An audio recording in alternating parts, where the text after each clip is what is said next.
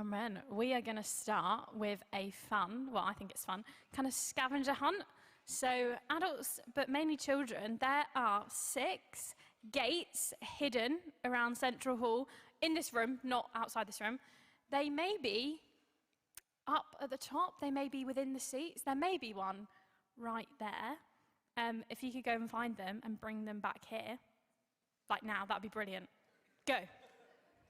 Go. If you find one, there may be reading involved, so if you're not a confident reader, find someone, maybe a parent or someone who is. I need you to hold it. You stay with it. Yep, no, stay. You stay here. Brilliant, thank you so much. Oh, Elia, you stay here. Thank you so much. What number does it have on the back?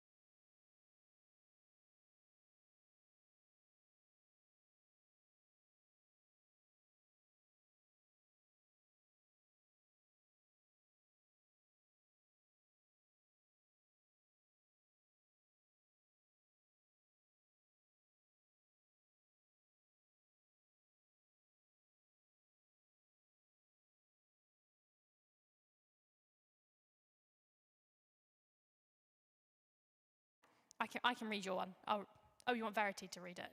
Verity. Okay, got snubbed there. Thanks, Ellie. Are you happy to read that, Verity? Elias. Okay, I'll read Elias. Verity, happy to read. Truly I tell you, anyone who doesn't enter the sheep pen by the gate but climbs in some other way is a thief and a robber. The one who enters by the gate is the shepherd of the sheep. The gate, can you hold it still?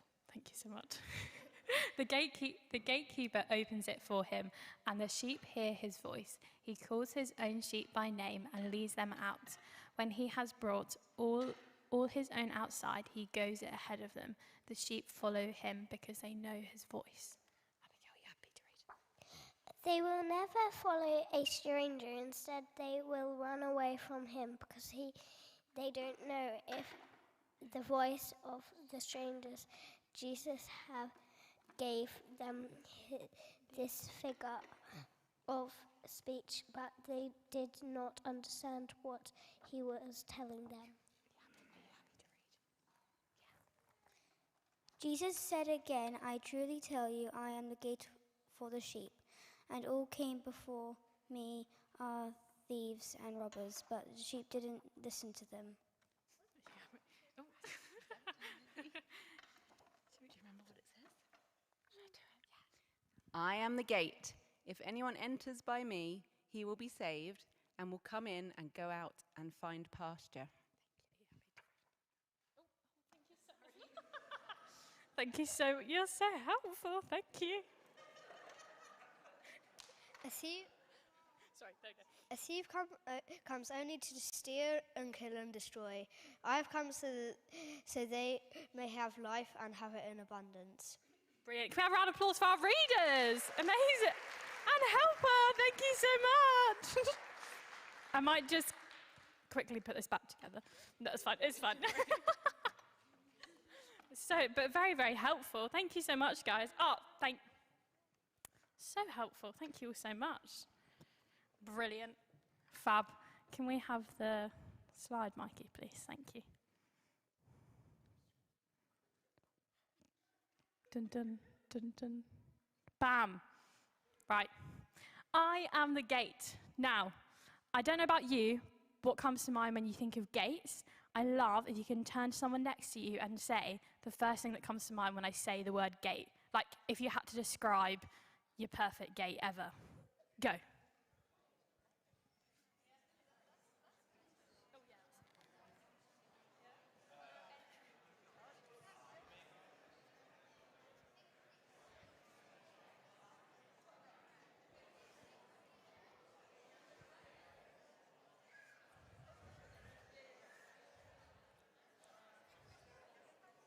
Amazing. Sorry to cut your perfect gate conversation short.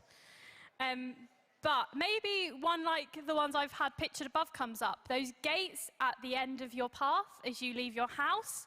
Maybe it's a gate in front of a palace or a stately home that's like, no one enter here, this is where the money is. Or maybe, a bit roguely, it's a historic gate like the Brandenburg, I think that's how you say it, gate in Berlin. Now that would be a rogue choice if that's what comes to mind, but that's fair enough if it does.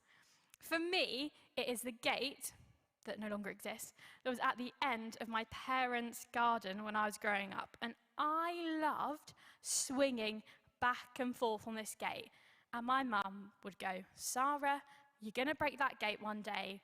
And I still swung back and forth on this gate. And can you guess what happened? It broke. Thank you, Jonathan. Yeah, it broke. And my mum was like, I told you so. And she was right. So now every time I picture their house, I picture this gap where the gate was that I broke, which is quite sad. But during Jesus' time, when he said the statement, I am the gate, none of these gates were very common. Instead, 2 slides. They looked, next one please, Mikey. Oh, yeah. They looked a little like this. Now, that looks like a pretty useless gate. And I have attempted to recreate this down here. This is what the chairs are for. Not super well, but just as a visual aid for us. So it looks a little bit useless. What on earth? How is that a gate? You can't see a thing that swings back and forth or keeps anything in. How on earth is things kept in? So the audience Jesus was speaking to wouldn't have known about palace gates or even gates at the end of the garden, but they would have known about agriculture, farming, shepherding. So Jesus used the example of a shepherd herding his sheep, taking them out and taking them in to a little pen thingy. But instead of there being a door that opens and closes, instead the shepherd would stand there and be the gate and would protect and look after the sheep.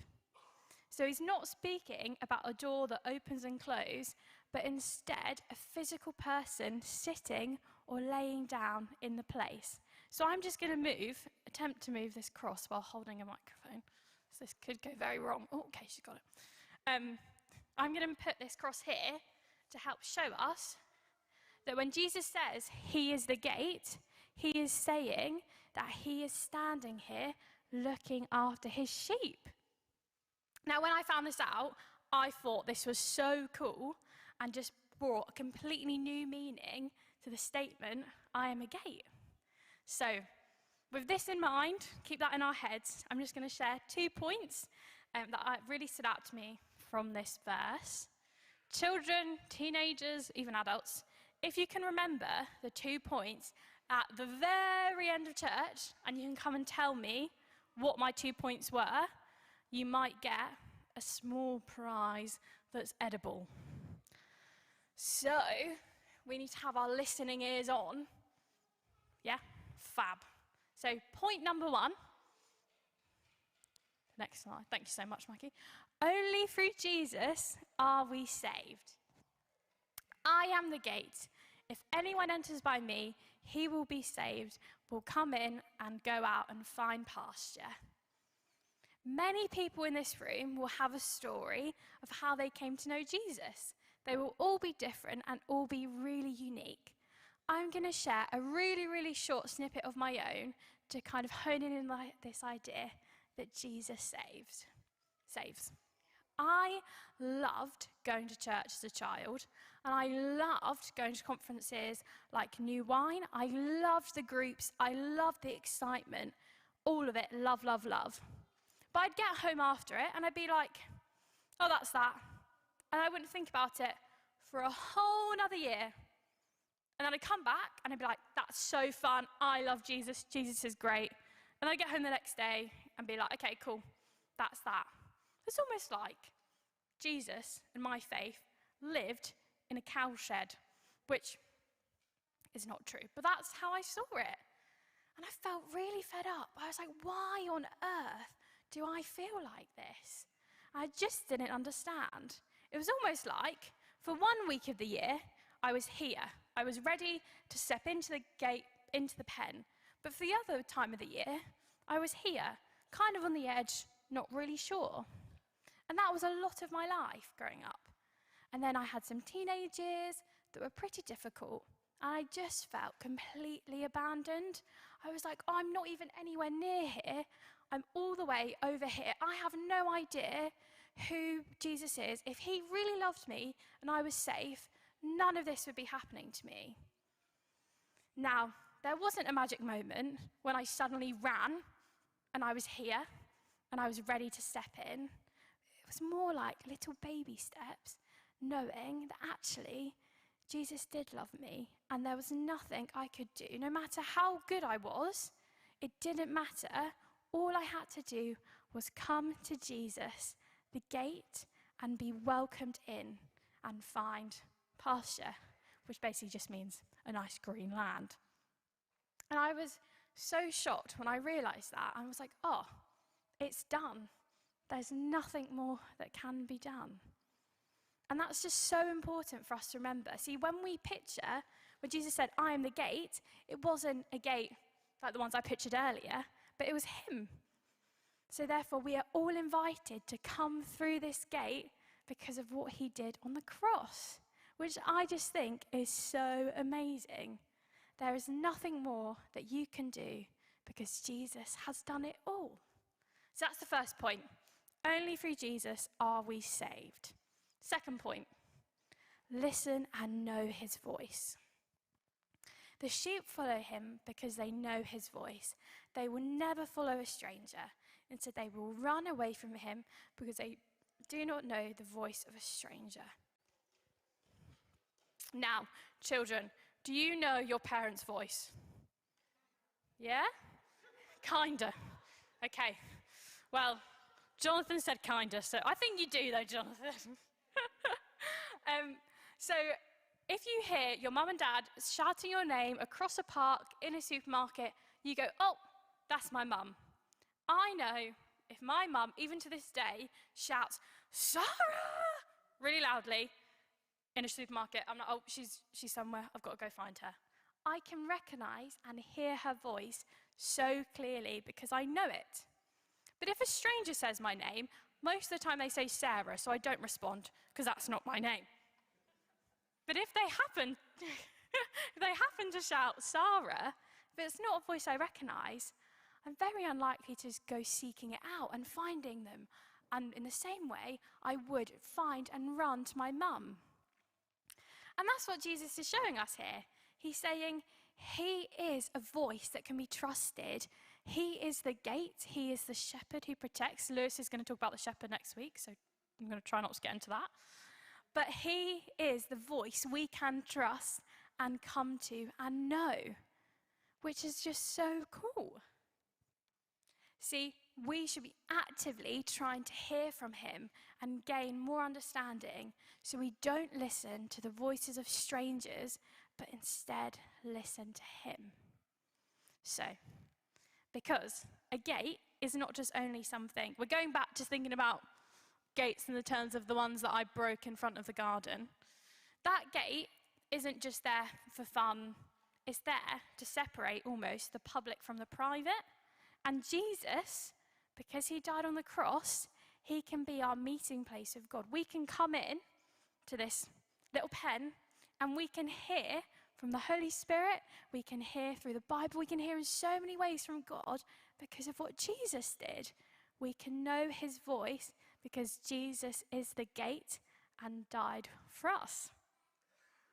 Which is, again, I find most things really cool. But I find that really cool. That I can hear from the God who created the universe. And not only that, but Jesus knows everybody in this room's name. Now, I'm really sorry. I don't know everyone's in this room's name. And I would like to see someone who did without using the help of Church Suite. Because I don't think a single person could without a single mistake.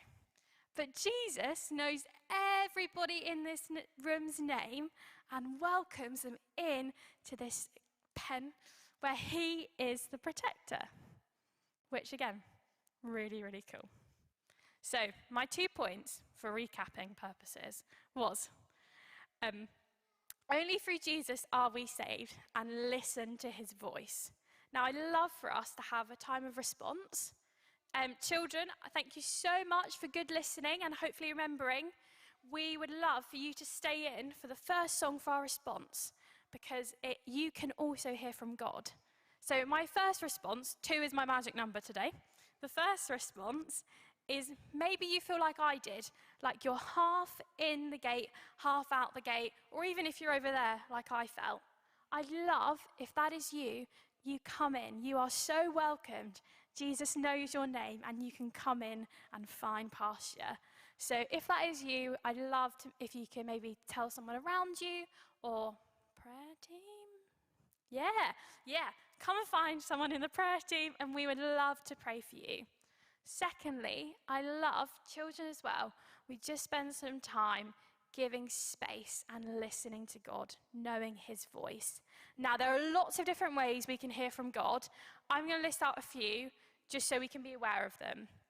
So in our body, we might feel like a weird sensation in our tummies, like butterflies or something. In our hearts, now my heart gets really heavy before a scary roller coaster, so you might be feeling that. In our minds, you might start thinking about something. In our feelings, I sometimes cry, and that's okay. It just means God is moving.